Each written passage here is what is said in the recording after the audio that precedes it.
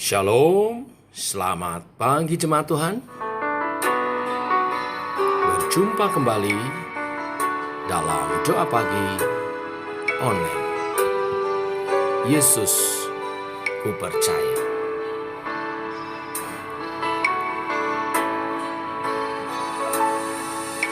Hidupku dalam tangan-Mu, oh Yesus.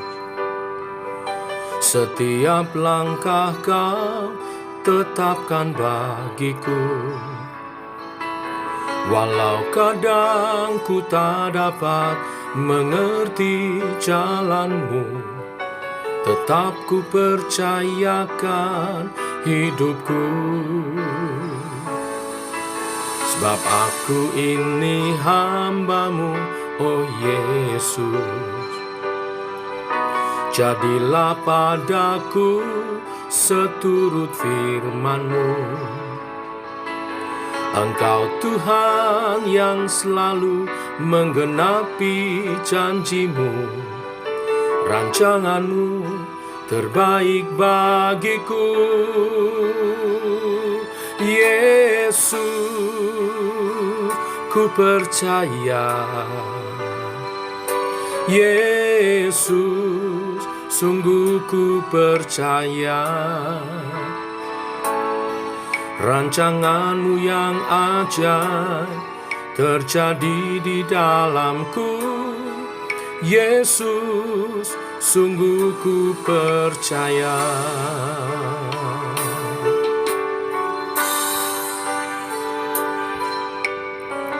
Sebab aku ini mengetahui rancangan-rancangan apa yang ada padaku mengenai kamu. Demikianlah firman Tuhan, yaitu rancangan damai sejahtera dan bukan rancangan kecelakaan, untuk memberikan kepadamu hari depan yang penuh harapan.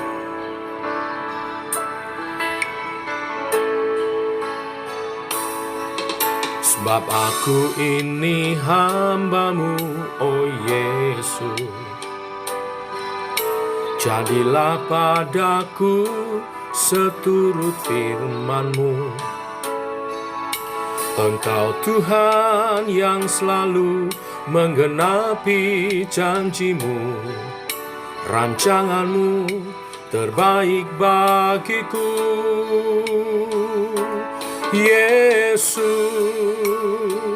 ku percaya. Yesus, sungguh ku percaya. Rancangan-Mu yang ajaib terjadi di dalamku. Yesus, sungguh ku percaya.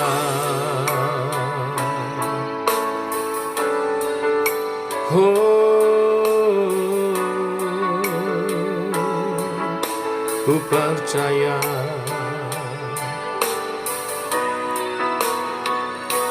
Yesus, ku percaya. Yesus, sungguh ku percaya. Rancangan-Mu yang ajaib terjadi di dalamku. Yesus, sungguh ku percaya.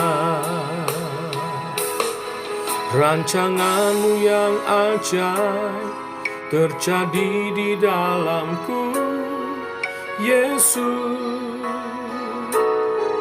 sungguh ku percaya.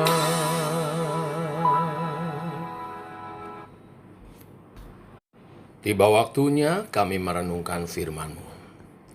Firman-Mu adalah suluh dan terang bagi jalan kami. Tuntun kami oleh kebenaran firman-Mu, berjalan dalam nilai-nilai kerajaan, dalam Yesus Kristus Tuhan kami. Dalam nama Yesus kami berdoa. Amin.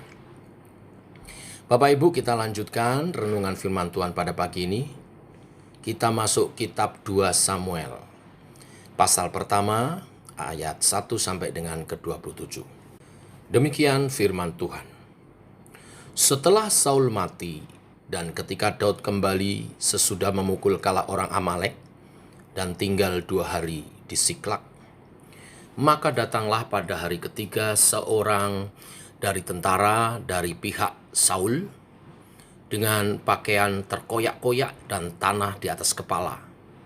Ketika ia sampai kepada Daud, sujudlah ia ke tanah dan menyembah. Bertanyalah Daud kepadanya, "Dari manakah engkau?" Jawabnya kepadanya, "Aku lolos dari tentara Israel." Bertanyalah pula Daud kepadanya, "Apakah yang terjadi? Coba ceritakan kepadaku." Jawabnya, "Rakyat telah melarikan diri dari pertempuran. Bukan saja banyak dari rakyat yang gugur dan mati, tetapi Saul dan Yonatan anaknya juga sudah mati." Lalu Daud berkata kepada orang muda yang membawa kabar kepadanya itu, "Bagaimana kau ketahui bahwa Saul dan Yonatan anaknya sudah mati?" Orang muda yang membawa kabar kepadanya itu berkata, "Kebetulan aku ada di pegunungan Gilboa." Maka tampaklah Saul bertelekam pada tombaknya, sedang kereta-kereta dan orang-orang berkuda mengejarnya. Ketika menoleh ke belakang, ia melihat aku lalu memanggil aku, dan aku berkata, "Ya Tuanku." Ia bertanya kepadaku, "Siapakah engkau?" Jawabku kepadanya, "Aku seorang Amalek." Lalu katanya kepadaku, "Datanglah kemari dan bunuhlah aku, sebab kekejangan telah menyerang aku, tetapi aku masih bernyawa." Aku datang ke dekatnya dan membunuh dia, sebab aku tahu ia tidak dapat hidup terus setelah jatuh. Aku mengambil jejamang yang ada di kepalanya dan gelang yang ada pada lengannya, dan inilah dia kubawa kepada tuanku. Lalu Daud memegang pakaiannya dan mengoyakkannya, dan semua orang yang bersama-sama dengan dia berbuat demikian juga. Dan mereka meratap, menangis, dan berpuasa sampai matahari terbenam karena Saul, karena Yonatan anaknya, karena umat Tuhan dan karena kaum Israel, sebab mereka telah gugur oleh pedang. Kemudian bertanyalah Daud kepada orang muda yang membawa kabar itu kepadanya, "Asalmu dari mana?" Jawabnya, "Aku ini anak perantau orang Amalek." Kemudian berkatalah Daud kepadanya, "Bagaimana? Tidakkah engkau segan mengangkat tanganmu memusnahkan orang yang diurapi Tuhan?"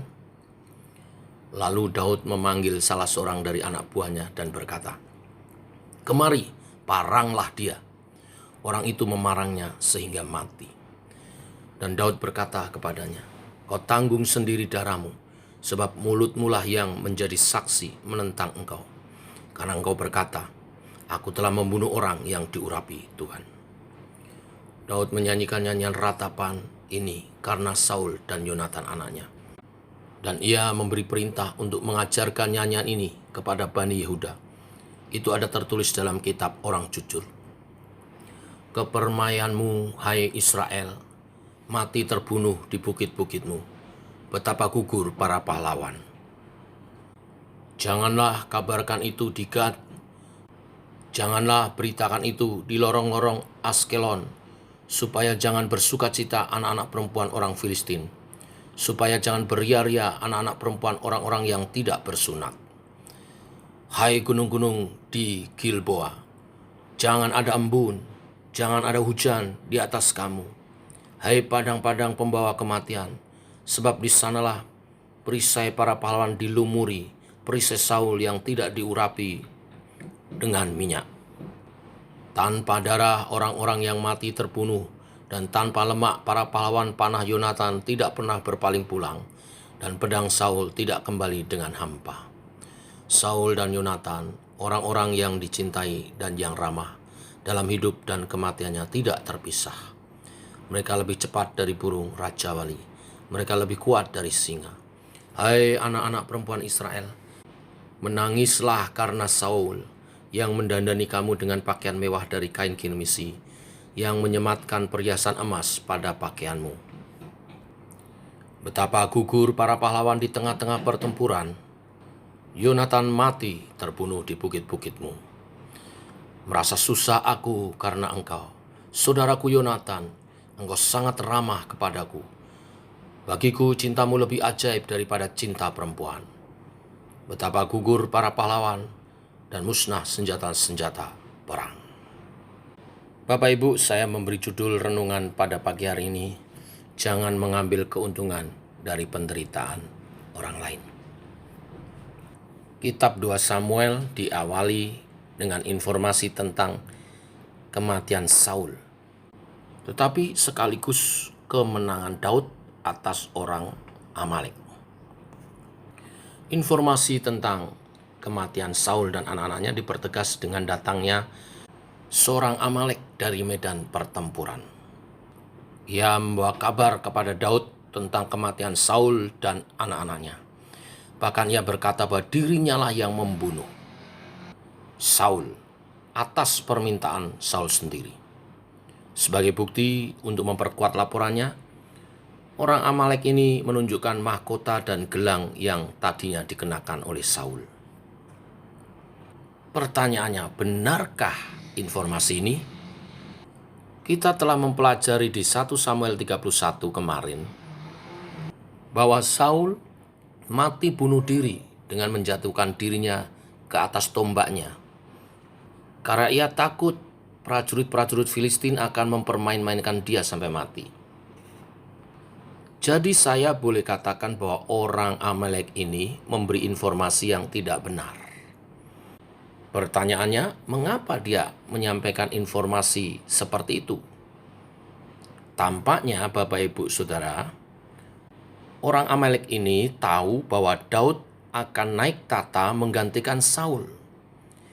Dia berpikir kematian Saul akan merupakan kabar baik bagi Daud, karena dapat memuluskan jalan Daud ke tahta kerajaan Israel. Kelihatannya si orang Amalek ini ingin mengambil keuntungan dengan memberi kabar tentang kematian Saul. Dan mungkin dia berpikir Daud akan memberi dia hadiah karena dia telah membunuh Saul. Namun Bapak Ibu jemaat Tuhan, orang ini salah duga. Karena bukan demikian pandangan Daud. Bagi Daud, orang Amalek ini telah membunuh orang yang diurapi Allah. Dan itu merupakan kejahatan yang sangat serius, yang pelakunya patut untuk dijatuhi hukuman mati. Maka Daud memerintahkan kepada prajuritnya untuk memarang orang Amalek ini hingga mati.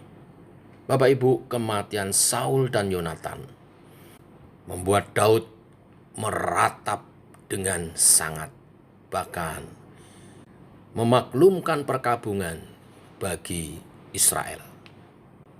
Olehnya dia mengubah lagu ratapan untuk dinyanyikan Bani Yehuda karena meratapi kematian Saul dan Yonatan.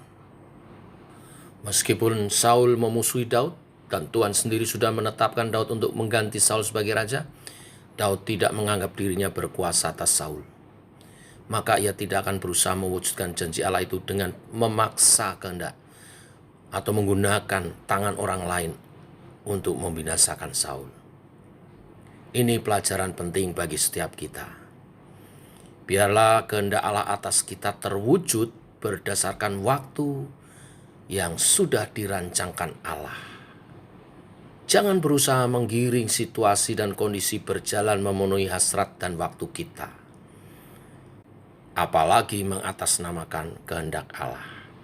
Hati-hati dengan demikian. Dan pesan yang lain yang juga penting, jangan mencari keuntungan di atas penderitaan orang lain. Hal itu jahat di mata sesama dan juga Tuhan. Biarlah kebenaran firman hari ini menanamkan nilai-nilai ilahi bagi setiap kita. Tuhan memberkati. Mari kita berdoa. Bapa, kami mengucap syukur oleh kasih dan anugerah-Mu.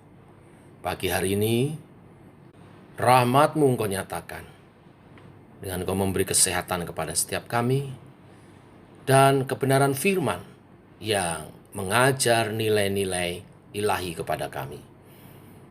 Kami harus belajar seperti Daud yang telah mengerti kehendak Tuhan bahwa dia dipilih sebagai Raja Israel, tetapi dia bersabar, menanti waktunya Tuhan dan menjalani prosesnya Tuhan sampai kehendak Tuhan digenapi atas kehidupannya. Dan kami juga belajar nilai-nilai yang lain untuk tidak mencari keuntungan di atas penderitaan sesama kami. Allah Roh Kudus memeteraikan kebenaran firman ini untuk menjadi nilai-nilai kehidupan kami. Nama Tuhan dimuliakan, hubungan kami dengan sesama juga baik, dan Tuhan makin mengokohkan apa yang kami bangun di dalam Tuhan dengan sesama. Terima kasih Tuhan, ini doa kami. Tak lupa kami bawa juga dalam doa persiapan ibadah esok yang akan disertai perjamuan suci. Urapi hamba-Mu jadi saluran berkat yang baik, dan biarlah setiap umat-Mu berhimpun, rindu akan hadirat Tuhan, rindu menerima persekutuan dengan tubuh dan darah Tuhan, mengingat kembali karya Tuhan, mati di salib menebus kami. Engkau dalam kami, kami dalam-Mu, bergerak, berjalan bersama dengan-Mu Tuhan. Allah Roh Kudus, Engkau menolong persiapan-persiapan ibadah kami, mulai dari hamba-Mu, Bapak Pendeta Didik yang akan melayani. Kuduskan dan urapi dia dan setiap pelayan Tuhan, tim worship, pemusik, dan semua yang ambil bagian pelayan Tuhan siapkan. Juga umat Tuhan berhimpun, menyatakan bakti kepada Tuhan, memberi persembahan yang terbaik, pujian penyembahan kami, bakti kami kepada Tuhan melalui ibadah raya. Terima kasih Tuhan, ini doa kami dalam nama Tuhan Yesus. Kami berdoa, kami mengucap syukur. Amin.